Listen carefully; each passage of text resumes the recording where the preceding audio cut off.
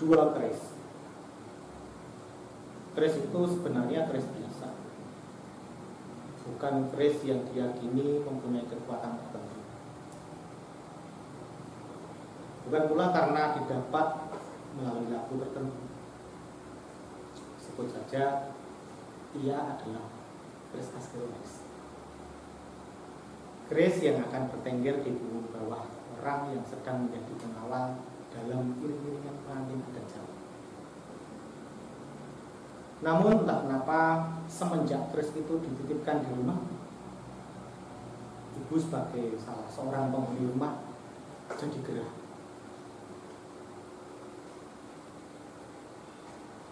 Kapan sebenarnya keris itu akan diambil? Tugas ibu suatu hari. Memang kenapa? Tangkis saja. Sudah 2 hari ia ada di atas televisi kita. Akan dipakai resepsi kan? Masih hari Minggu nanti. Masih beberapa hari lagi. Kok sepertinya lama? Wah, kamu saja yang ada-ada. Cuma 2 keris. Satu akan dipakai resepsi ayahku untuk pernikahan temannya di hari Minggu nanti. Satu lagi akan dipakai teman ayahku yang menitipkan keris itu, yang juga teman orang yang resepsinya akan mereka berdua hadir. Jadi 2 keris itu memang urusan orang tua.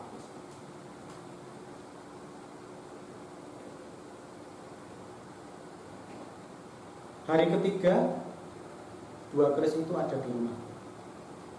Ibuku bereaksi lebih dekat.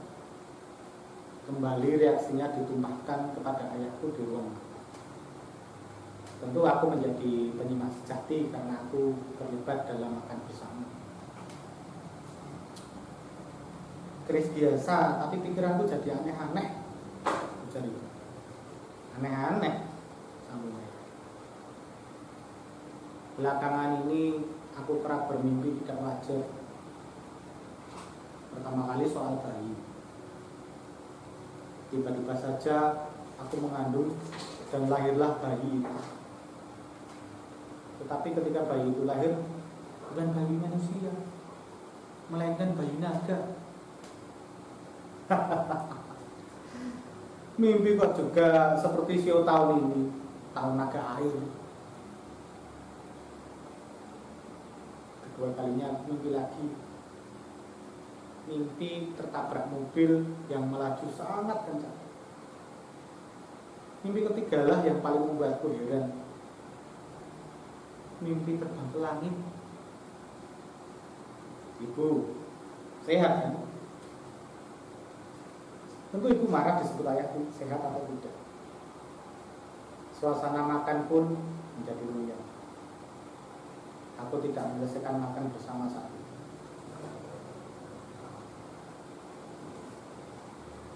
Hari keempat semenjak ada keris titipan itu, ibu jatuh sakit. Tensi ibu jatuh rendah. Ibu lemas sekali. Tidak ada kemarahan di tengah situasi semacam ini. Ayah pun hanya memesan menu makan yang akan mempercepat kenaikan tensi darah. Kalau sudah makan menu untuk menaikkan tensi darah itu 2 hari lagi pasti ibu sehat. Tidak perlu minum obat, kata ayah bijak. 2 hari lagi aku sembuh. Tepat ketika 2 keris itu akan kau gunakan bersama temanmu, dan setelah itu tidak ada lagi di rumah itu. Ayah tidak bereaksi atas pernyataan itu.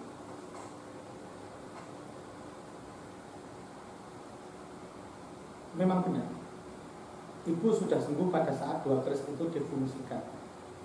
Teman ayah datang ke rumah pagi-pagi sekali. Ia berdandan dengan kelengkapan pakaian resepsi pinjaman bersama ayah. Minggu pagi itu, rumahku jadi sibuk dengan persiapan mau berangkat resepsi pernikahan.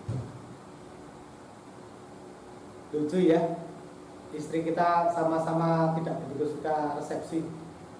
Ujar teman ayahku di sela kesibukan berdandan. Bukan kelucuan, istrimu kan pemalu, tidak suka acara-acara begitu. Istriku kalau lama ikut acara begitu juga mudah pusing. Tawa ayah melekat.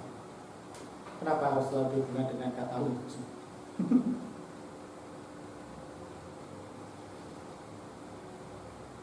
Acara resepsi pernikahan usai.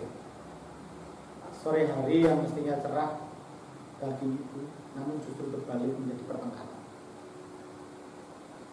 Dua keris itu cepatlah kamu bawa pulang, tutur ibu pada teman ayah. Kok jadi seperti paranoid begitu, itu teman ayah. Kamu mengatakan aku paranoid? Kalau soal aku bawa pulang, pasti aku bawa pulang, tidak usah bernada mengusir atau kata cepatlah.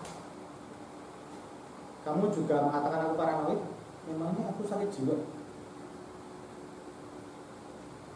Wah, susah juga bicara dengan ini. Sudah jelas itu hanya keris aksesoris kok, seperti diyakini membawa kesialan. Apa itu bukan paranoid? Sudah. Bapak ayah menjadi penengah yang baik. Aku tahu pikiran kalian semua. Yang bersalah memang aku. Kenapa mau dihidupi keris itu? Dulu kalau aku menolak, kalian tentu tidak sampai bertengkar. Ini masalah sepele. Teman ayah buru-buru pulang. Dia pergi dengan tingkah seperti terusir, tidak pamit baik kepada ayah maupun ibu. Tancap gas motor sembari membawa dua keris titipannya dan juga perlengkapan dua pakaian adat Jawa yang dipakai resepsi. Maaf, aku tidak bisa membantu mengembalikan pakaian dan keris itu. Ayah menetralisir suasana. Tidak ada jawaban dari teman kecuali sisa dari suara.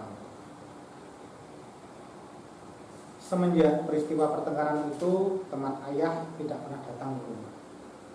Dulu boleh dikata seminggu bisa 3 kali main ke rumah, meskipun hanya mampir dan ngobrol lepas tanpa ada masalah. Ayahlah yang kemudian terlihat paling stres. Kamu tahu kan, hanya masalah ringan begini, ayah jadi seolah kehilangan teman, kata ayah padaku suatu hari. Belum kehilangan, nanti akan kembali lagi. Biasa kan emosi sesaat. Aku pun menghibur ayah sekedar. Tapi aku sudah SMS berapa kali, mohon maaf atas kesalahpahaman ibumu. Ya tak menjawab SMS. Nanti ada saatnya akan damai lagi. Dan orang perlu berjarak untuk menjadi lebih jernih. Ayah memencet itu. Sudah berbulan-bulan peristiwa pertengkaran soal keris itu terjadi.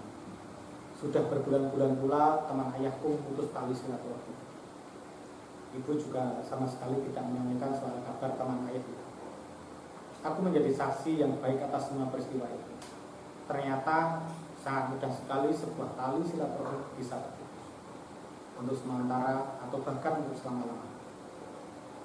Yang pasti semenjak keris itu tidak ada, ibu tetap saja kerap bermimpi aneh, kerap bermimpi buruk, dan juga sering sakit-sakitan. Entah karena darah bentahnya kambuh atau sakit-sakit ringan yang bersifat harian. Kehidupan masih terus berputar, pagi, siang, dan malam selalu berganti seperti biasa. Matahari masih muncul dari arah timur dan tenggelam di arah barat. Sama sekali belum terbang.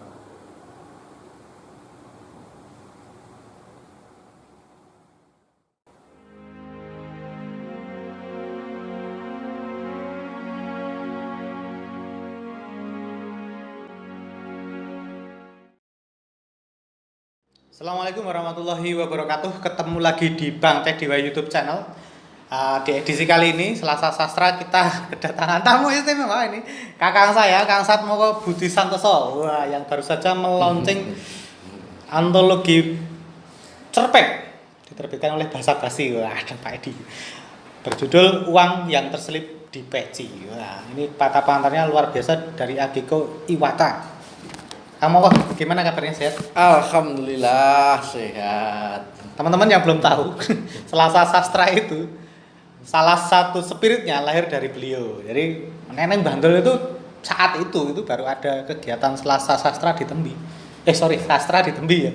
Kemudian kita mencoba membuat alternatif di pinggir jalan pertama kali melaunching buku Rahim Titipan 8 tahun yang lalu. Ya. Beliau yang jadi provokatornya tidak pernah datang di Selasa Sastra. Pernah sekali 2 kali gitu ya. Dan sekarang peristiwa itu berulang lagi menerbitkan antologi cerpen. Nah, ini sebenarnya cerpen tulisan kapan bisa diceritakan pada kami? Terima kasih Mas Teddy diberi kesempatan untuk bisa ngobrol-ngobrol di kanal istimewa yang sangat spektakuler. Khas milenial. Inovasi ala pemuda Bantul. Bang Teddy W. Gitu. Jangan lupa like, subscribe. Terima kasih saya sudah diberi kesempatan untuk ada di sini. Jadi kita ngobrol-ngobrol ini soal antologi cerpen saya yang terbit di pertengahan bulan April ini 2022 ya. Judulnya Uang yang Terselip di Peci.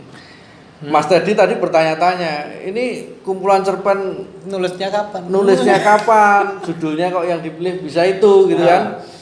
Ini kumpulan karya saya selama 15 tahun terakhir ini. 15 tahun terakhir. Betul, yang tersebar di banyak media massa.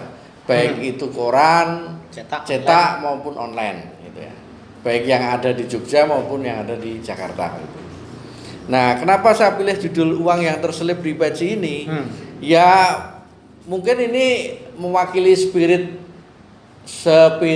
momentum aktual Ramadan aja kan, karena ada pecinya. Iya, gitu loh. Pas karena momentumnya pas. Iya, dan ini kisah unik aja tradisi di beberapa tempat di Indonesia. Kalau orang tua itu khususnya di Jawa ya. Misalnya saja ketika masa kecil itu kadang-kadang kan menyimpan uang itu menyelipkannya di peci gitu kan. Jadi kisah-kisah unik aja. Kisah-kisah unik gitu kan. Kisah-kisah lucu gitu yang ada di masyarakat kita gitu. Nah, di dalam buku ini itu ada 21 cerpen yang saya kumpulkan. Yang kalau disimak dari judulnya mungkin kawan-kawan yang mengikuti acara ini bisa langsung terbayang kira-kira apa isinya gitu kan. Misalnya saja untuk cerpen yang pertama itu judulnya Alamat Kebahagiaan. Nah, sudah terbayang belum apa isinya kira-kira? Sesuatu yang absurd.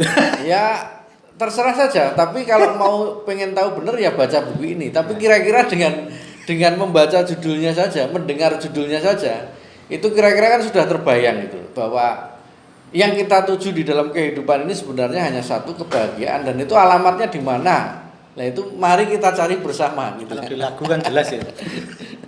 Gitu. Kemudian ada cerpen yang kedua, Bersampan ke Tepi Tanah Mimpi. Cerpen yang ketiga, Di Persimpangan di Perbatasan. Kemudian ada lagi Dua Keris. Wah ini. Ada Ke Kota, ada Kota Abu, ada Angkringan Pandemi, ada Puno Kawan Turun ke Jalan, ada Roman Sekolah Dasar, ada Sasi, ada Talak Bimbang, ada ada Tiga Penggal Kecemasan, ada Asadi, ada 4 cerita tentang teka-teki, ada Wasiat, ada Badut yang Teraniaya, ada Sirkus, ada Sarung Kiai Ababil, dan juga yang terakhir cerpen berjudul Hujan. Nah, berapa cerpen tadi itu? 21 cerpen ya. 15 tahun. Ya. Jadi teman-teman yang belum tahu, ini salah satu informasinya adalah beliau ini juga redaktur di majalah Mata Budaya, Taman Budaya Jakarta, terus juga redaktur di Cendana News. Nah, di sela-sela kesibukan itu ya berarti. Ya. Nulisnya 15 tahun terakhir. Ya, iya dong. Jadi itu kan salah satu aktivitas yang saya sukai sejak dulu gitu. Sejak SMA itu saya senang banget dengan sastra gitu. Dan diam-diam juga menekuni dunia tulis-menulis gitu. Ya seperti itu aja. Jadi seperti halnya teman-teman punya hobi tertentu ya. Misalnya senang otomotif, senang mancing di sungai, senang di sawah jadi petani. Misalnya kemudian senang kulineran, jualan kuliner tertentu, jualan gudeg dan sebagainya, ya nggak ada bedanya dengan itulah gitu. Nah kebetulan aja kesukaan saya kan nulis gitu kan, ngetik di komputer atau di laptop itu aja sebenarnya. Nulis gledit kok. Ya itulah akhirnya dari dunia kreativitas kan ada imbas yang juga secara finansial kita terima, itu sesuatu yang wajar saja lah gitu. Jadi dari hobi kemudian menghasilkan itu kan sesuatu yang biasa saja. Ini kalau bicara buku sudah buku berapa Kang? Buku yang keberapa ya? Kalau banyak kita SN. Kalau Saya dari yang itu sudah saya lahirkan itu yang sebelumnya ada Jangan Membunuh di Hari Sabtu. Itu juga kumpulan cerita pendek yang diterbitkan oleh Jendela tahun 2003. Kemudian ada Perempuan Bersampan Cadik diterbitkan Grasindo tahun 2004. Kemudian ada Bersampan ke Seberang diterbitkan Gama Media tahun 2007. Dan Rahim Titipan Amarta Books tahun 2016. Itu yang kumpulan cerpen. Nah, kemudian yang berupa karya cerita bersambung atau novel itu saya pernah menulis Kelambu yang Tersingkap tahun 2004 dan dimuat di Tabloid Nova. Kemudian juga ada cerita bersambung lagi atau novel judulnya Kutukan Rahim dimuat tahun 2015 di Mingguan Minggu Pagi ya, Kedaulatan Rakyat Group. Cerita bersambungnya. Itu. Ada juga novel Kasongan yang pernah diterbitkan di Vapres 2012. Dan juga Jilbab Funky. Ini yang novel pop diterbitkan di Vapres juga tahun 2012. Pernah tahun nulis tua. Jilbab Funky. Ya, saya itu apa ya? Pokoknya apa yang ada di gagasan Pikiran saya, gitu. ide saya itu saya tulis gitu aja lah gitu. Terakhir berarti nerbitkan 2016. 2000 Dalam kalau buku ya? itu Dalam bentuk buku loh. dalam bentuk buku 2016. Iya kan, terakhir itu. 2016 betul. 2016 sampai sekarang. Cukup lama juga ya? Ya. Karena memang kondisinya penerbitan mulai Ya, melandai. yang pasti juga kadang istilahnya itu mood untuk menerbitkan itu kan juga Ya. waktunya itu kadang kita tidak tahu kan datangnya kapan gitu. Ini juga tiba-tiba saja saya ngeh untuk menerbitkan karena juga tahun yang lalu beberapa cerpen di buku ini digunakan oleh teman saya namanya Mbak Akiko Iwata, guru bahasa Indonesia di Jepang dan dia warga Jepang. Oh, itu yang pas kita kemarin tapping audio itu ya? Ya, itu mantap. kebetulan sebagian cerpen di dalam buku ini digunakan oleh beliau, oleh Mbak Akiko Iwata ini untuk bahan pengajaran sastra Indonesia atau cerita pendek di Jepang gitu. Nah, itu mulai pandemi ini, jadi di masa pandemi ini kebetulan untuk bahan pembelajaran itu juga di Jepang. Nah, karena momen itu kemudian saya tergerak untuk membukukan gitu loh. Itu aja. Oh, ini coba saya bukukan aja lah gitu. Kira-kira apresiasinya dari teman-teman masyarakat luas seperti apa gitu. Sebenarnya segmen untuk misalnya dijual ke Jepang, Australia, macam-macam ada ya? Kalau itu jaringan. Kalau itu soal jaringan ya, Ya, itu sudah istilahnya itu sudah kemampuan masing-masing lah bagaimana untuk mengembangkan itu gitu kan. Oke. Kembali ke ini, uang yang terselip di peci. Ada nggak aku melihat cerpen-cerpennya Kang Moko itu rada-rada absurd, rada aneh, dilarang membunuh di hari Sabtu, tapi Jumat boleh loh berarti. Ya enggak bukan itu. Gimana sih sebenarnya ketika ada ide menemukan Karya sastra itu kan yang pasti kadang-kadang yang harus kita pahami itu kan tidak harus verbal toh. Karya sastra itu kan tapi nggak takut dengan memilih judul-judul yang ya itu kan judul-judul yang biasa saja sebenarnya. pinggir jurang Bang. Oh enggak, karya sastra itu ya tidak kemudian dipahami harus selalu verbal. Kemudian kemudian sarkas begitu kan enggak? Ya karya sastra adalah karya sastra. Begitu loh. Di dalamnya ada metafora, ada pilihan diksi. Kan seperti itu. Kemudian ada pesan moral yang sesungguhnya ingin disampaikan gitu loh. Misalnya saja ya, kalau kita menuliskan kekerasan dalam rumah tangga, misalnya saja tema yang kita pilih itu. Apakah kemudian kita mengajarkan kekerasan dalam rumah tangga misalnya? Tentu saja kan tidak. Gitu loh. Kalau kita menuliskan tema itu justru yang harus dipahami adalah keseluruhan dari cerita itu apa? Misalnya saja justru edukasi. Jangan sampai ada kekerasan dalam rumah tangga. Tujuannya gitu. seperti itu. Berarti jangan ada uang yang tersedia di peci. Bukan itu. Itu hanya salah satu sisi keunikan. Oke. Salah satu sisi keunikan Karena bapak-bapak sok ndelengin budaya. Salah satu keunikan ya yang ada dalam budaya masyarakat kita yang menyimpan sesuatu, tidak harus uang juga. Itu bisa di mana saja, tidak harus di kantong baju, tidak harus di kantong celana, tidak, bahkan di selipan selimut yang kita buat seperti sarung atau di selipan sarung yang membundel itu ya. di depan perut sini, itu kan bisa aja untuk menyimpan apa saja gitu loh. Menyimpan rokok di situ juga bisa gitu loh. Nah itu kan salah satu keunikan saja. Jadi sebenarnya idenya berangkat dari hal-hal kecil. Ya hal kecil seperti itu. Keunikan seperti itu. Nah kalau soal interpretasi ya silakan saja. Tapi ini kan yang pasti saya hanya mendokumentasikan sesuatu yang unik, yang lucu gitu loh. Itu aja. Jadi tidak kemana-mana gitu loh maksudnya itu. Oke. Ini kan dari 20-an cerpen lebih itu kan tadi diceritakan munculnya karena ada momentum dipakai oleh kawan di Jepang. Siapa tadi? Akiko Iwata. Ya, apakah kemudian itu menjadi apa ya semacam pendorong Kang Moko mungkin melalui penerbitnya sekarang baru ya bahasa basi. Itu gimana ceritanya kok kemudian sampai benar-benar ya udahlah kita kumpulkan atau gimana itu? Ya 15 tahun menulis cerpen. Ya tiba-tiba mood aja seperti yang saya bilang tadi. Ya. Tiba-tiba wah kok pengen saya bukukan lagi ya gitu aja. Jadi dunia kreatif itu kan kadang-kadang semangat datangnya itu juga bisa tiba-tiba.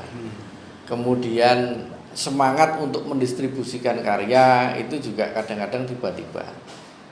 Maka image yang ada dalam benak orang ketika melihat sastrawan atau masyarakat yang menilai seniman itu kan kadang-kadang wah kayak ora iso ditebak kayak kapan liar pameran, kapan kayak liar gawe buku gitu. Ya karena dunia kreatif menurut saya memang sesuatu yang boleh jadi tidak bisa dijadwal ya. Moodnya datang harus dikerjakan. Tidak, tapi kalau mau didisiplinkan sebenarnya bisa. Dilatih gitu ya. Bisa, apalagi sekarang kan era industri kreatif. Wong penerbit buku aja setiap bulannya punya target untuk menerbitkan buku tertentu kan. Entah itu buku pertanian, tidak harus sastra ya.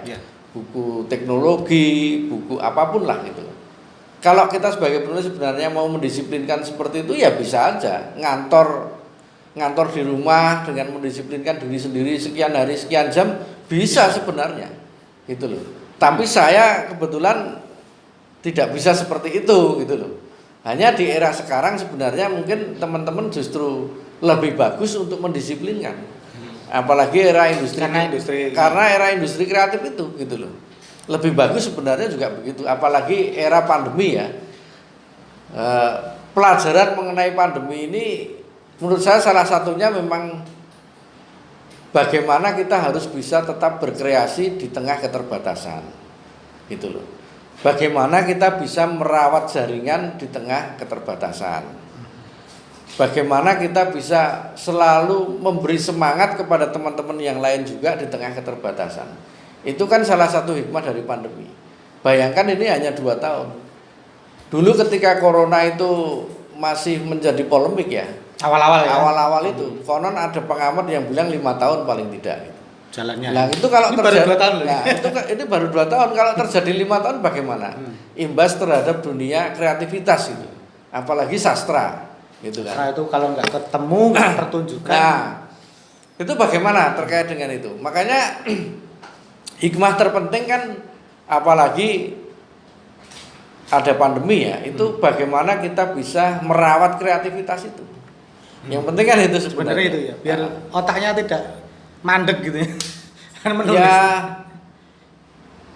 mungkin tantangan terberatnya tetap di situ ya. Bagaimana bisa tetap menumbuhkan kreativitas itu aja. Dari puluhan cerpen ini Kang. Kan kalau tadi dibilang 15 tahun proses ya ini. Ini yang sudah diterbitkan berarti, yang pernah diterbitkan ya. Iya. Di antologi ini. Ada juga yang belum diterbitkan terus berarti. Ya beberapa cerpen saya tetap ada yang masih belum diterbitkan. Ya. Belum di launching di masa. Terus kalau bicara dari 15 tahun itu, apakah kemudian tema-tema pandemi ada banyak tercerah di cerpennya. Ini Kang? ada satu aja, Satu ada satu tema pandemi yang masuk tadi itu di ya, angkringan buku pandemi ini tadi ya. Itu angkringan pandemi itu. Itu yang saya coba memotret kisah tentang pandemi. Jadi karya apapun ya, tidak hanya karya sastra. Itu kan kata banyak orang kan juga mendokumentasikan jiwa zaman. Jadi menjadi arsip terhadap momen-momen tertentu di zaman-zaman tertentu, gitu loh. Kata banyak orang kan begitu. Jadi saya mencoba untuk juga mempraktikkan itu. Tulisan itu biasanya menggambarkan situasi yang ada di sekitarnya. Ya, pada saat zaman tertentu itu orang bisa menengok artefak tertulis literasi juga, gitu. artefak. Ketika boleh jadi nanti dibaca sekian puluh tahun lagi itu akan ditemukan kisah-kisah menarik pada masa-masa pandemi tertentu. Ternyata misalnya. Saat pandemi itu kayak gini gitu. Ya, angkringan menjadi collab. Ya, misalnya seperti itu. Tambah lama gitu ya. Kan aku bisa jadi sesuatu yang penting ketika dibaca misalnya 400 tahun lagi misalnya ya. Kalau ini masih bisa ditemukan bukunya. Mungkin itu secara cetak ataupun digitalnya misalnya gitu. Menjadi sesuatu yang eksotik dan ya seperti kita menemukan relief toh, seperti kita menemukan gambar-gambar tertentu di batu-batu gitu lagi kan. cangkul dapat arca, kalau ini lagi buka-buka. Itu kan saya bayangkan kalau misalkan relief candi gitu, aktivitas manusia di zaman batu dulu yang mencangkul atau apa itu kan seperti halnya kalau sekarang kan Instagram ya. Seperti halnya Facebook juga gitu loh.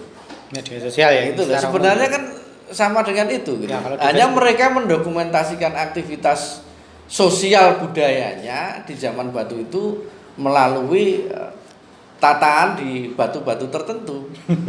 Oke. Itu loh, bayangan saya kan begitu. Jadi sebuah karya adalah potret jiwa zaman tertentu gitu. Kalau misalnya orang bikin patung potret diri dari batu yang gede itu, bayangan saya dulu bisa saja ditaruh di depan pintu gua misalnya. Kan dulu belum ada rumah seperti sekarang ya. Kupolo. Nah, mungkin untuk menandai ini rumahnya Mas Teddy misalnya di zaman dulu di depan gua itu ada patungnya dia. Mungkin saja ya yang dibuat oleh dia sendiri. Jadi batu gede dia pahat, dia bentuk sedemikian rupa menjadi potret diri dia, menjadi dirinya Mas Teddy ditaruh di depan pintu gua misalnya seperti itu. Guanya Bang Teddy. Nah, ini rumahnya singgasananya Mas Teddy. Kira-kira mungkin begitulah. Okay. Kenapa banyak patung-patung yang itu merupakan representasi potret diri gitu kan. Sosok dari seseorang gitu kan. Nah, seperti itu. Oke Kang, kalau bicara buku ini kan banyak. Ini cetak berapa juta eksemplar? Kalau cetak ini aturannya sekarang berubah loh sekarang. Cetaknya tergantung yang mau pesan. Pre-order ya. Namanya. Cetaknya tergantung yang mau pesan gitu. Mau cetak berapa aja bisa. Gitu. Kalau pengunjung kanal ini hanya gara-gara saya tiba-tiba jebol menjadi 50 juta eksemplar viewer gitu. Yang beli 1 juta itu bisa ya. Dan satu orang yang membuka kemudian tergerak membeli ya pasti penerbit mampu dong nyetak 50 juta eksemplar gitu. Loh, itu kan tergantung yang beli. Sekarang ini zamannya jangan penerbit dulu, ya? Jangan penerbit yang menentukan saran saya. Gitu loh. Tapi buatlah orang itu tertarik ya. Sebanyak mungkin. Kalau sudah dibatasi hanya misalnya 1.000, 3.000 mungkin malah kurang menarik gitu loh. Iya. Habis selesai nggak jadi. Nggak jadi kaya penulisnya. Gitu. Oke, jadi teman-teman nanti silakan nanti dari hasil obrolan ini kalau ternyata saya pengen beli nanti bisa tanya di WhatsApp saya, nanti tak kasih tahu, atau langsung hubungi penerbitnya basa-basi ya, atau bisa di mana sih kalau misalnya mau? Ya melalui basa-basi yang pasti ya. Ada di online penerbit resminya kan ada, itu bisa dikontak. Langsung bisa di browsing melalui medsos juga gitu kan. Editornya siapa ini? Ini editornya Mas Darus Armedian, ini salah satu sastrawan Jogja juga. Yang pasti spiritnya melalui kumpulan cerpen ini itu sebenarnya saya juga ingin mengenalkan kebudayaan Indonesia. Oke. Secara luas gitu. Jadi misalnya saja untuk cerpen Bersampan ke Tepi Tanah Mimpi itu saya mengadaptasi Sampan ke Tepi Tanah Mimpi. itu saya mengadaptasi cerita lokal dari Riau gitu ya, yang Pernah ke Riau? yang belum pernah tapi saya obsesif gitu ya, dan saya membuat cerpen yang berbasis cerita lokal sana gitu. Saya adaptasi lah gitu. Nah misalnya seperti itu, Dua Keris tentu saja itu terkait dengan kebudayaan Jawa gitu kan. Kemudian Punokawan turun ke jalan, itu juga kebudayaan Jawa. Itu loh. Makanya dari judul-judulnya saja teman-teman mungkin sudah langsung bisa menangkap Membayangkan pesannya gitu loh. Mau bicara apa sih? Iya, wasiat itu kan juga kultur yang ada di dalam masyarakat kita, kan gitu, sarung gitu kan. Nah, idiom-idiom itu kan tumbuh menjadi bagian dari aktivitas sehari-hari kita juga gitu loh. Dan itu mencerminkan kebudayaan kita yang cukup luas gitu. Sebenarnya saya hanya ingin mengenalkan itu.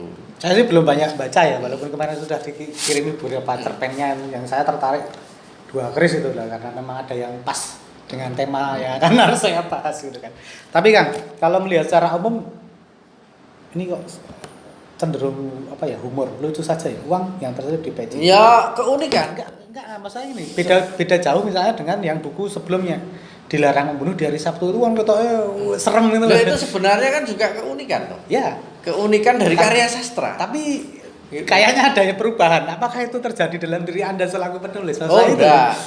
Ya kan saya ada juga kan sebelumnya cerita tentang apa itu, peci siapa itu yang Kiai siapa dulu loh ini. Ya sama ya. Dulu. Sama ya. Jadi kisah-kisah tentang keunikan aja lah intinya, keunikan, kelucuan gitu kan. Ya, kalau itu kan Kalau judul itu kan kadang-kadang menjebak. bukan ya boleh silahkan aja diinterpretasikan apa gitu loh. Tapi bacalah isinya kan begitu loh. Bacalah isinya. Kan gitu dari aja. judul sudah tertarik. Kalau Dilarang Membunuh di Hari Sabtu kenapa? Kan gitu. Kalau ini paling yang baca nanti ibu-ibu menarik loh, Bu, karena bapak-bapak itu sering menyembunyikan uang di peci gitu kan. Ya itulah, karya sastra itu kan memuat ya semacam metafor tertentu, terus bagaimana kita bisa belajar memahami metafor itu, diksi-diksi yang khas juga kan begitu. Tapi substansinya kan intinya adalah keunikan-keunikan yang ditawarkan gitu loh misalnya. Kang Moko ini nulis puisi, nulis cerpen, novel, esai, apa lagi? Ya yang Naskah drama? pernah Naskah juga. film? Pernah juga. Oh iya, ngomong-ngomong, satu kali itu. beliau ini salah satu pendirinya Festival Film Pelajar Jogja ya. Oh, bareng ngewangi siapa itu, Mas? Enggak, saya bantu aja di Bantu situ. Mas Soko ini. Saya bantu aja bukan salah satu pendiri. Awal-awalnya kan termasuk dengan Anda ya. Cuman membantu aja sebenarnya di situ. Jadi ya lengkap sudah penderitaan Tapi menulisnya. kadang-kadang kan mungkin dikira sebagai bagian yang cukup penting gitu loh. Tapi sebenarnya hanya bantu aja itu. Penting banget ya. Nah, itu tadi. Oke, barangkali gini Kang. Bisa diceritakan apa ya? Mungkin kalau bicara karena kemudian ada cerpen, ada puisi, novel, pengen diceritakan kenapa kebanyakan yang diterbitkan kumpulan cerpen. Apakah memang kemudian Kang Moko ini lebih fokus penulis cerpen atau bagaimana? Novel ada, tapi kayaknya lebih banyak cerpen yang muncul di media massa ya. Atau diterbitkan dalam bentuk kumpulan. Ya, sekarang saya lebih senang nulis cerpen memang. Sepertinya itu lebih puas ya secara pribadi juga nulis cerpen, dan ya target-target estetik lah ibaratnya. Estetika yang artinya idenya tersampaikan di situ. Ide-ide saya lebih bisa tersampaikan dengan enak dalam bentuk cerpen gitu. Gitu. Itu alasannya. Iya. Novel lebih panjang loh. Lebih ada duitnya enggak? Ya, tapi pilihan ekspresi kan sesuatu yang tidak bisa Iya, tidak bisa dipaksakan. Ya, Kalau misalnya puisi ya. Puisi kalau dipikir-pikir puisi itu yang bikin siapapun bisa, dan banyak buku kumpulan puisi. Tapi bagaimanapun kan tetap ada, gitu kan. Tetap ada orang yang menulis puisi yang dalam tanda kutip mungkin tidak laku gitu ya. Mungkin saja ya. Mungkin. Gitu. Nah, tapi tetap saja ada yang nulis. Nah, itu kan sudah terkait dengan boleh jadi pilihan ekspresi tadi kan. Oke kan. 15 tahun. Itu yang milih Kang Moko sendiri atau sih? Saya sendiri. Gitu ya. Dari sekian itu kenapa kemudian dipilih uang yang terselip di peci, padahal tadi juga ada beberapa. Ya kayaknya yang paling unik cuman ini. Gitu ya? Gitu ya. Yang paling unik kayaknya cuman ini. Ada beberapa judul yang misalnya angkringan pandemi. Kenapa tidak angkringan pandemi? Karena sekarang situasinya itu misalnya itu. Kayak saya lebih tertarik ini karena sepertinya yang paling unik ini gitu loh. Di konsep judul atau di ceritanya? Di konsep judul juga. Jadi karya sastra itu kan salah satu unsurnya adalah unikum itu tuh. Jadi unik gitu kan. Oke, yes. Jadi penggambaran tentang tokoh itu kan unik gitu. Sama seperti halnya kawan-kawan sastrawan yang menciptakan tokoh-tokoh khas lainnya gitu loh. Misalnya saja tokohnya ada yang, kalau teman-teman mungkin ada yang menulis kumisnya tebal gitu kan. Kemudian dipakai untuk judul, misalnya seperti itu aja gitu. Bapak-bapak berpeci berkumis tebal. Ya, yang unik aja lah pertimbangan saya gitu. Oke, itu untuk mendekati masyarakat biar lebih mudah mencerna itu ya, atau tertarik dengan. Ya, kalau soal tertarik atau enggak kan monggo aja ya gitu. Tapi paling tidak menurut saya itu yang paling unik gitu aja. Yang paling unik gitu. Sebelum ini kayaknya menerbitkan antologi esai atau apa itu? Oh, yang itu kumpulan esai yang di koran-koran juga, yang ritual karnaval sastra Indonesia. Belum lama kan? 1 tahun yang lalu diterbitkan Bahasa Basi juga. Itu kumpulan esai sastra. Jadi kumpulan esai sastra. Itu esai-esai sastra saya yang ada di media massa gitu kan. Wow, luar biasa ini. Terus promosinya udah kemana aja ini ceritanya, buku barunya? Ya, baru di medsos. Pribadi. Baru di medsos. Oke. Oke, mungkin kalau bisa diceritakan sedikit gambaran mengenai cerpen uang yang terselip di peci kan, supaya. Ya, itu kisah. Sebenarnya ini agak spoiler tapi coba untuk memancing. Kisah yang saya ketahui dulu masa kecil saya itu, kakek saya itu kan kadang dia punya kebiasaan yang menurut saya unik ya. Jadi dia kadang nyimpen uang di peci gitu kan. Selain di Jadi itu kisah pribadi. Ya, yang saya lihat, yang saya alami waktu kecil, gitu loh. Itu kan unik toh, gitu. Jadi kenapa tidak di saku baju misalnya seperti itu loh. Itu aja dari pengamatan yang seperti itu aja. Wah, ini kalau dibikin cerpen menarik gitu aja. Kalau di saku baju langsung dicuci ketemu ibu. Kalau peci kan nggak pernah dicuci. Jarang dicuci. Saya menceritakan tentang masa kecil itu aja sebenarnya. Gitu ya. Dari pengalaman pribadinya. Iya. Ini kok nggak apa ya jenenge? Aku tuh lagi masih bertanya-tanya gitu. Kalau membaca cerpen-cerpen Kang Moko sebelumnya kan judul-judulnya itu kelihatan. Menurutku ya baru impresinya ketika membaca judulnya saja itu impresinya itu absurd, itu medeni ya. Ya tadi yang dulu-dulu ya. Kayak Dilarang Membelu di Hari Sabtu, terus kemudian asing paling lucu jadi malah novel yang jenengan yang Jilbab Funky itu aku mah belum baca. Pernah nulis pop juga. Ya, itu milenial lah. Kalau yang itu yang milenial. Itu pas masa milenial Anda ya berarti. Ya istilahnya yang anak-anak belasan tahun lah gitu. Makanya dari judul aja kan sebenarnya sudah sedikit bisa tersimpulkan. Nah, detailnya membaca isinya gitu. Bisa jadi meleset juga kan? Sangat mungkin dari interpretasi terhadap membaca judul itu kan. Saya belum baca ya yang judulnya Uang Terselip di dalam peci di peci ini. Tapi saya membayangkan itu hanya dalam rangka bapak menyembunyikan uang dari ibu. Tapi bisa jadi ada yang lain, nggak tahu, nanti kan kita baca ya, nanti setelah ini kita bacakan seperti apa gitu. Kang, susah nggak sih jadi penulis sastra hidupnya? Hidupnya. Pertanyaannya serem, hidup. Ya, sebenarnya pertanyaan itu sudah bisa dijawab ya. Artinya kan juga ada sastrawan yang sukses. Dunia kreativitas itu yang seperti apa yang menjanjikan secara materi. Kan sebenarnya sudah bisa dijawab sendiri ya oleh teman-temannya. Susah gitu. Dan intinya sebenarnya dunia kreativitas apapun itu tergantung kita sebenarnya. Gitu loh. Kalau mau membuat kita lebih susah hidup juga bisa, membuat kita lebih bahagia juga bisa. Itu tergantung kita sebenarnya. Tapi apakah hanya serta-merta dari dunia kreativitas itu, tentu saja tidak.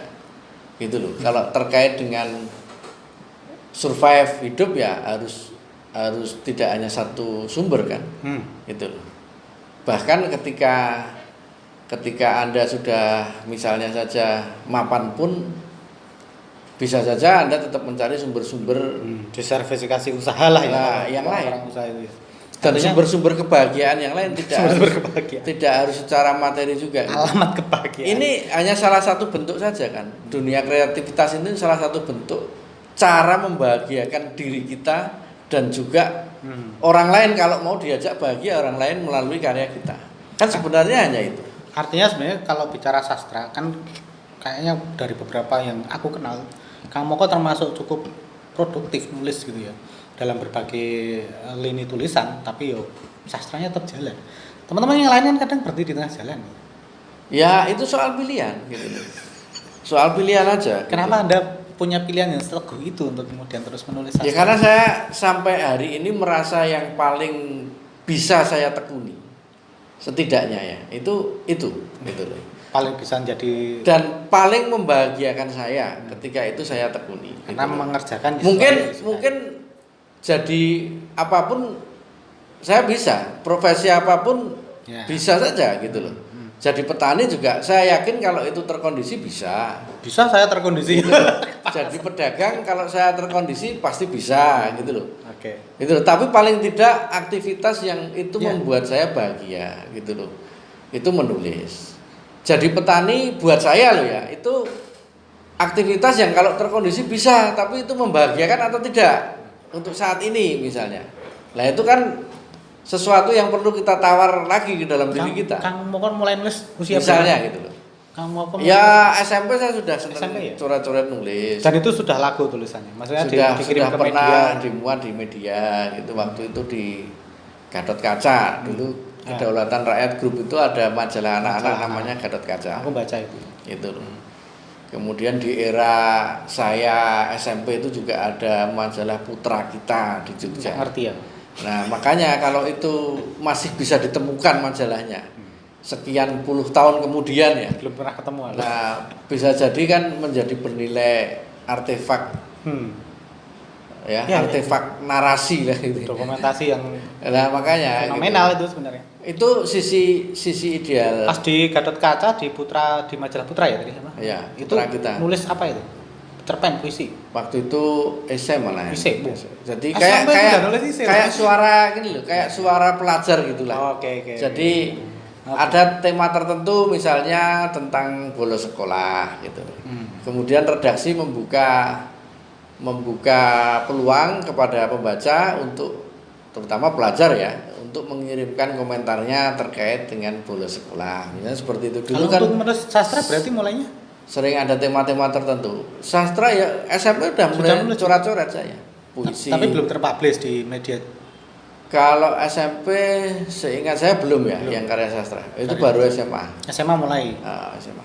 Itu sudah media yang umum tadi. Ya, media umum, media. Kalau sekolah kan ada bukan mading, bukan sekolah gitu. Tapi sudah. Ya karena kan kita kan bebas dong ngirim gitu. Ngirim ke manapun, bahkan sampai sekarang kan tradisi itu juga ada. Itu media massa menerima kiriman dari luar, siapa saja, usia berapa saja kan. Tetap diterima gitu kan. Makanya saya berharap juga teman-teman yang mengikuti acara ini mungkin tertarik untuk menghidupkan literasi sastra gitu. Kemana tempatnya masing-masing mengikuti acara ini. Jadi kita menularkan kebaikan lah ya. Menularkan kebaikan, menularkan hal-hal yang positif gitu. Bagaimana kita bisa bergandengan tangan kalau bahasa bombastisnya begitu untuk selalu menghidupkan. Jadi kalau kemudian dunia sastra di tempatnya masing-masing. Ya, kalau aku kemudian melihatnya apa yang Kang Moko lakukan dengan menerbitkan antologi cerpen ini kecenderungannya dokumentatif ya daripada komersial. Komersial ya, yang pasti membuat saya senang. Pertama kan itu dulu. Pertama seperti Anda menyalurkan hobi saja sebenarnya sederhana gitu loh. Wah, ini saya harus ke sawah ini karena hobi saya adalah menanam padi. Ya sudah gitu aja. Nggak suka ke sawah gitu ya. Heeh. Ini uangnya Rp500 nih yang terselip di baju. Gambar munyuk. Kalau tanggapan dari Akiko sendiri, Ya. Akiko Iwata ini ada kata pengantarnya sih, tapi Ya, pas chatting itu gimana itu? ya dia cukup bisa memahami bahwa secara garis besar memang cerpen-cerpen saya lebih mengenalkan tentang kebudayaan yang ada di Indonesia. Jadi tujuannya itu ya, Dan? Itu. Kalau di Jepangnya ya. Iya, jadi pelajar-pelajar di Jepang kan kemudian tahu tentang wayang misalnya kan. Punokawan turun ke jalan itu salah satu cerpen yang ada di buku itu kan. Itu menjadi tahu tentang wayang dan secara internasional kan itu juga sudah diakui Ya, wayang kalau, itu. Iya. Kalau karya-karya Kang Moko sendiri selain di Jepang, apresiasi yang pernah dapat dari mana aja? Misalnya ada guru mana yang Yang pernah terbit dalam bahasa non Indonesia lah ya. Itu misalnya ada satu cerpen saya pernah diterjemahkan Yayasan Lontar di Jakarta.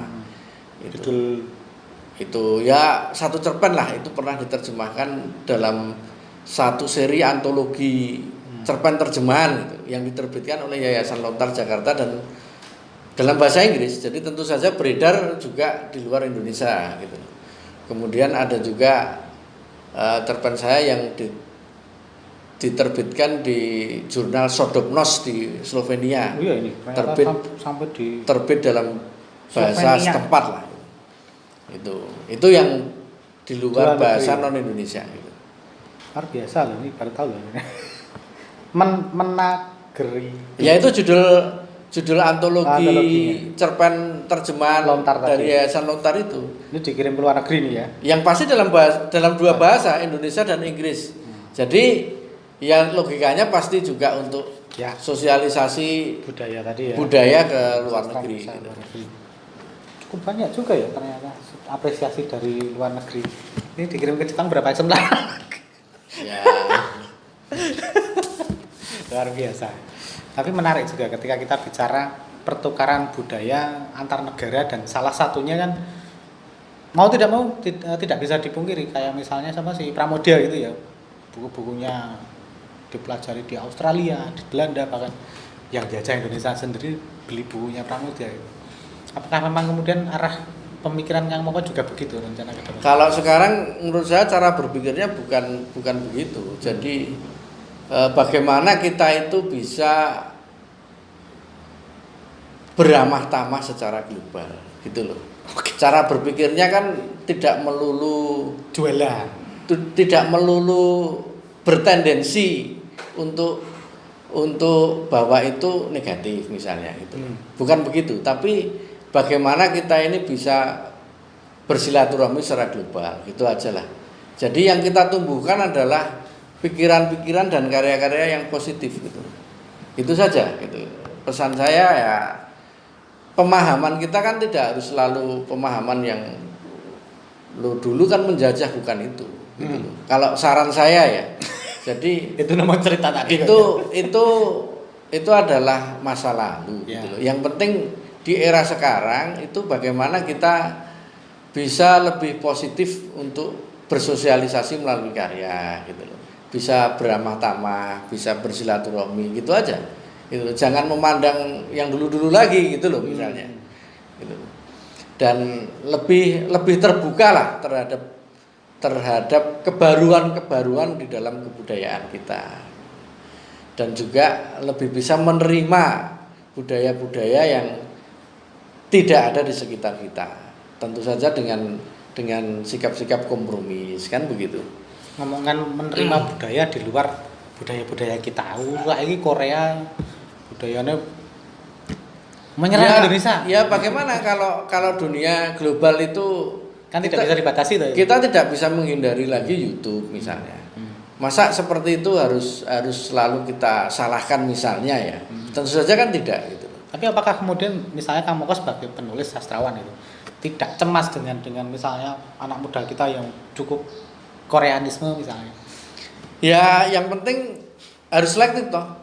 Harus selektif, makanya saya mencoba untuk selalu mengenalkan kebudayaan-kebudayaan kita sendiri gitu lah, melalui cerita-cerita wayang Itu atau kan nggak apapun. asik kan? Kan itu boleh jadi mungkin tidak seimbang dengan katakanlah budaya-budaya dari luar ya. Pengenalan melalui teks dengan pengenalan melalui visual misalnya, itu mungkin tidak seimbang, tetapi paling tidak apa yang bisa kita lakukan gitu. Oke. Apa yang bisa kita lakukan? Kalau saya bisa membuat karya visual yang bagus, ya saya akan membuat istilahnya itu budaya tanding. Kalau istilahnya Cak Nun kan ada budaya tanding, terus mencoba budaya tanding, itu salah satu bukunya Cak Nun itu. Nah, jadi kalau saya bisa membuat karya visual yang bagus, ya saya akan mengenalkan juga kebudayaan Indonesia dalam bentuk visual, misalnya kan Nah, seperti itu. sebenarnya arah pertanyaanku lebih ke situ kan. Artinya kan kadang-kala kita memilih jalur yang sastra tadi kan adiluhung ya. Ya. Menurut saya cukup adiluhung sehingga kemudian anak-anak muda itu ya menurutku terjarak juga dengan dunia sastra. Maksudnya ketika disuruh baca sastra, ya mending lihat drakor atau apa? Ya mungkin memang dunia Cemas nggak ya? literasi sastra kita boleh jadi sudah harus beranjak ke visual. Gitu. Boleh jadi gitu. Dari tekstual boleh jadi perlu beranjak ke visual. Jadi orang membaca cerita pendek itu mungkin di zaman sekarang, kalau Mas Dadi tadi mencemaskan, Jadi cuman ketika melihat ya ternyata ada mungkin sudah perlu ada pergeseran media juga. Jadi cerita pendek yang ada dalam bentuk visual gitu loh. khawatirnya kan kita terlalu nguri-uri saja tapi tidak membuat sebuah perubahan di masyarakat kita sendiri loh Kang. Artinya buku ini terbit tetapi tidak dibaca gitu. Itu kan malah repot juga toh. Iya. Jadi Kita senang nerbitkannya tapi kok nggak ada impact itu piye. ya itu konsekuensi ya. Artinya konsekuensi dari semuanya kembali ke kita kok. Promo kita bagaimana? Kok bisa sampai tidak dibaca, itu sesungguhnya promonya sampai di mana? Apakah hanya melalui kanal Bang Teddy saja? Nggak cukup Gitu loh. Itu kan sebenarnya kembali ke kita. Ya. Gitu. Kalau soal dibaca atau enggak itu loh. Ya kalau kita fotokopi kita bagi-bagikan ke seluruh sekolah ya pasti dibaca. Dibaca gurunya Misalnya. ya, untuk pembelajaran. Kalau soal dibaca loh, lah soal modalnya dari mana untuk fotokopi lah itu beda lagi gitu loh. Gitu loh. Makanya sekarang kita bagikan saja dalam bentuk PDF misalnya. Kemungkinan untuk dibaca kan ada gitu. Ya. Tiba-tiba kita share di medsos, ini PDF-nya gitu. Tapi penerbit marah enggak? Nah, kan gitu. Itu konsekuensi lain ya gitu. Ya, itu beda lagi. Nah, makanya kalau soal dibaca atau enggak itu kan tergantung promonya, terus penulisnya sendiri proaktif atau tidak, misalnya kan? Iya. Itu loh. Ya cuman khawatirnya gini karena kalau melihat kemudian ya cerpen ini aja lah yang ditulis oleh Kang Moko saat ini yang terbit ini, uang yang terselip di peci itu kan adiluhung, nilai-nilainya kemudian ya cukup sulit lah untuk kemudian atau tidak mudah untuk diserap oleh anak-anak muda yang kemudian gitu terlalu sastra banget. Kalau dibaca sampai selesai dari awal ya, saya kira cukup mudah dipahami bahwa ya? ini kisah-kisah lucu ya. Itu. Kisah-kisah unik aja gitu. Jadi teman-teman, aku meyakinkan ke pemirsa ya sebenarnya Iya. supaya rasa terlalu ribet lah. Beli, baca. Nah, iya.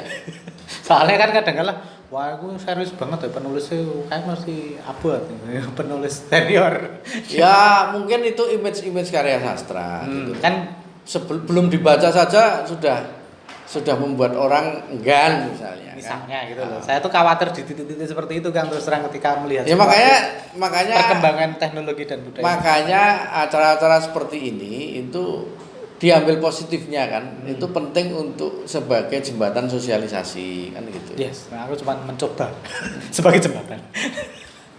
Kang, motivasinya ke depan apa lagi mungkin setelah yang terselip di peci ini, uang yang terselip? Belum ada rencana. Belum ada rencana. Kalau soal karya kreatif belum ada rencana mau buat apa lagi gitu. Ya saya ngalir juga kok. Tapi masih banyak tuh tandon karya. Ada beberapa yang belum dibukukan juga gitu. Itu akan diterbitkan nanti ya. Mudah-mudahan.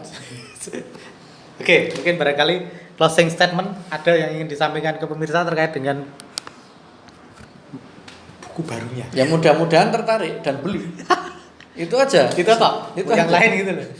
Yang lain nggak ada. Tapi boleh nggak request bacakan satu cerpen?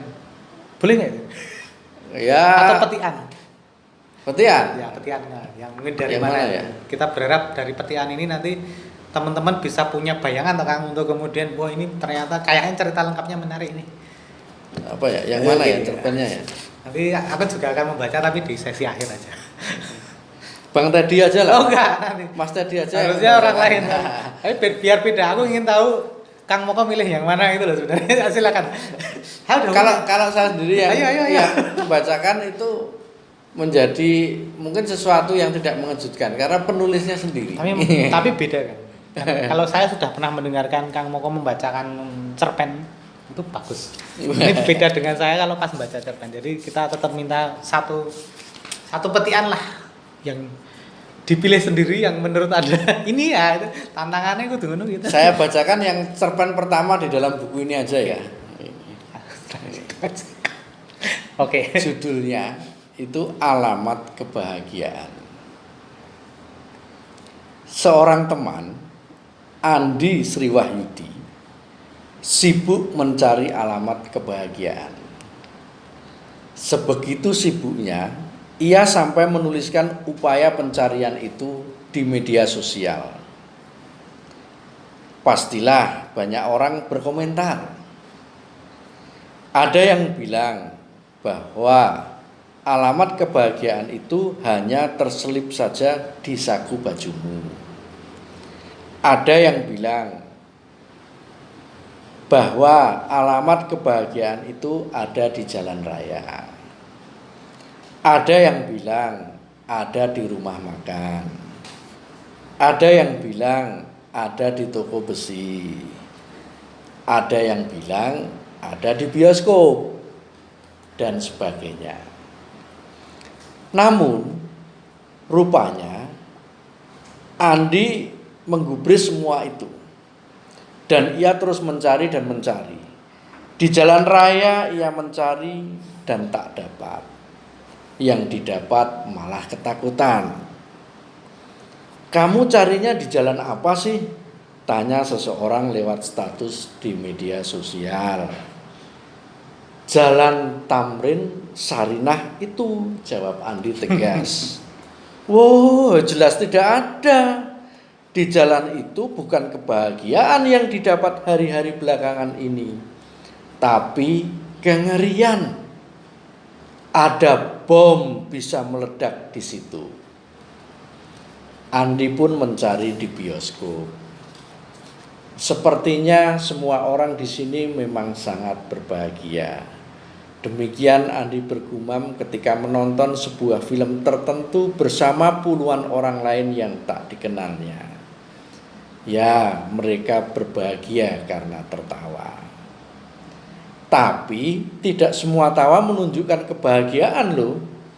Ada yang sakit kanker bisa tertawa. Apakah ia berbahagia? Jangan-jangan yang datang ke bioskop ini kebanyakan juga sakit kanker. Lihat saja makanan mereka yang serba instan, sahut seseorang di sebelah Andi.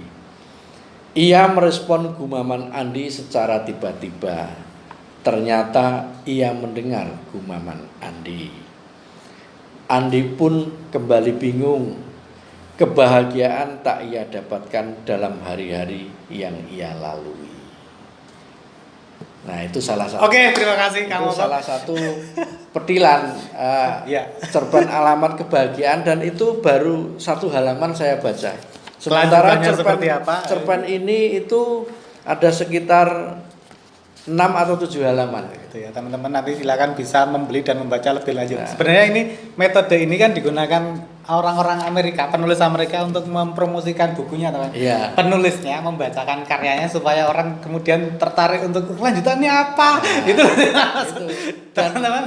Dan mungkin sesuatu yang menarik karena Ya. yang dicari semua orang di dalam hidup ini hanya itu. Satu itu. Alamat kebahagiaan. Ketemu. Gitu loh. Di dalam rumah Anda masing-masing itu saja Anda masih tetap sering mencari kan? Ya. Di mana sesungguhnya gitu loh. Nah, kan begitu. menjadi pertanyaan yang bersifat perenungan bagi kita semuanya. Jadi itu teman-teman, silakan nanti dibeli bukunya supaya Anda tahu alamat kebahagiaan itu ada di mana. Terima kasih kamu kok waktunya untuk ngobrol-ngobrol kita siang hari ini, hampir 1 jam, nggak terasa. Terima Tapi kasih. kita sudah menemukan clue-nya terkait dengan buku uang yang terselip di peci. Selamat membeli, memborong, dan mengedarkan ke seluruh jagat raya. Salam sastra. Assalamualaikum warahmatullahi wabarakatuh. Yeah. Luar biasa ya. Covernya sama ya? Yo, basa-basi. Pokoknya kok diedit dan Kenapa diedit? Gak usah. sing apik. Normal aja. Darus Armendian. Oh iya, anu ya sih. Bukan. Gak ada. Sampelnya seperti itu. Wis kupaan kuwi. Terima kasih. Saya di PI nanti, jadi saya bisa segera mendapatkan alamat kebahagiaannya. Ini proses penerbitannya berapa waktu sih? Mau nak cepet kan. Tak tawarke Desember, Januari ACC lah. Desember akhir teman.